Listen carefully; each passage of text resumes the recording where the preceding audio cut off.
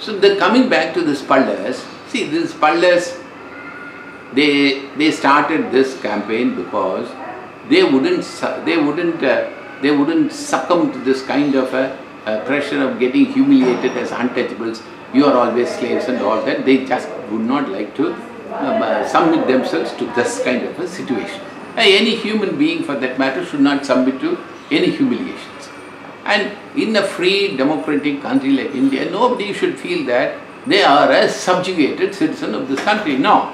But then they went a little far and they said that they belong to a kind of a ruling class. So they wanted to kind of imbibe loftiness in them. But then it went to the other extreme of, again, falling into the caste structure, where you view somebody as superior to you, somebody inferior to you. The other fellow is the dominant fellow. I am the kind of a victim fellow. So they went into this caste kind of a mindset, and they started calling themselves the dominant kind of a caste. So they borrowed this very weak kind of a philosophy of upgrading yourself in the caste hierarchy, from the lowliest of the lowly to the kind of a backward classes, and then after some time you will move up in the hierarchy and all that. You don't move in a society like that. Everybody not only in India, everywhere all over the globe, everybody is equal.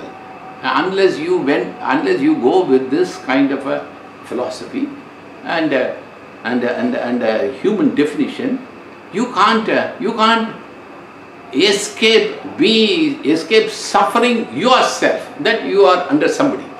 Simply because you say that you are upgrading yourself from SC list to OBC list, you are not going to kind of evolve yourself. All that you are saying is that I am going to be under somebody. There is an OBC list, and over that there is a kind of a superior caste, or the other caste, or a dominant caste. That is what they seem to be saying. But then what they should realize, what they should propagate is that all these kinds of propagation originates because of the context of untouchability. They time and again, they place themselves in this kind of a narrow, untouchable circle. And they say that we are not part of the untouchable lot. Why do you call myself untouchable? That's true. What they say is true. Even in Ramanathapuram, you can find they have their own kind of autonomous living. All that they have. But you can't say that, no, they have never suffered these kinds of discrimination. Things also happen that way. Why not? It happens to not only Pallas, it does not happen only to Pariyas, it does not happen only to Arundhadiyas. It can happen to anybody. It happened to Nadars, and you can't say that these things don't happen to the Nadars anymore because they are transformed now from Chanars to Nadars, and therefore the affliction suffered by Chanars will no longer be there in Nadars. It still might be having. You can't say that the Nadars are evolved and they have become rich, they have become huge industrialists. Not all of them. All poverty-stricken people are there amongst the Nada community also. Why not? So, but that community does not feel themselves that they are inferior to somebody. And that's why they could evolve faster. So that is the kind of light these Pallas are trying to borrow. But unlike these Chanars or Nadars, who had very clear-cut agenda, working agenda it was. They had agenda, they had their own kind of formations, they collected their own money, they lent their own money, they entered into enterprises, they pushed their people into progressive paths, they took care of their own people, they did not go to any government to begging them to name them as Nadars. They themselves said that let us call themselves Nadars. Let us do this all by ourselves. They did not go to any government seeking any seed capital. any loan kind of, they did nothing of that kind. But Not mercantile bank. So it is their own money. And they collected their own money. How do banks function in this country? They collect money only from us and they lend it to their own preferred lot. But they collected their own money, they lent it to their own with people. The government support. They progress. No government support. Where is the government support? To mercantile to initiate that business, did that venture? Those days there were only private banks. Private banks, they started with their own kitty. What was the basis for Devendra Kulavelaars to be in the list? What was the basis? In the sense, for example, Parayas and Chakliyas were untouchables living outside the village.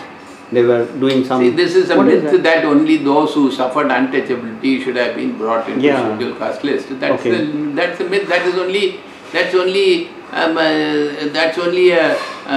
the part of the broader definition of the social caste. Okay. The main kind of a thing is that whoever, it is not whoever that the Brahminical caste structure did not accept. This is 1911 census, I think, as described by Ambedkar. It is there in Ambedkar's work, so you can go through that. That says a census wanted to bring these people under a separate kind of a count. So what should go into the definitions? The first definition, whoever did not give themselves up to these stipulations of Brahmanism. This is the first definition. That means those who did not submit themselves to the caste kind of features. This is the thing that defines scheduled caste. That's the first two definitions. Thereafter you go into the economic criteria, and then your educational standards, and then your progressive levels in the society, and then... But that is true. And then of course, such of these kinds of sufferings, where I think they mention, I don't know whether they really mention the word untouchability, but it is also there, those who are not allowed access to certain places and all that. So why were Pallas not allowed? They were agriculture slaves. What do you mean by they were not allowed? No, in the sense, some of the untouchable lists. You were whatever you are, that's what I am saying. As Pallas, I claim myself to be a casteless fellow. As long as I am a casteless fellow in this country, some other fellow who is in the caste structure is going to give me some pinpricks. I take it as a pinprick. They will continue to give me pinpricks. But I am strong enough now to get over that.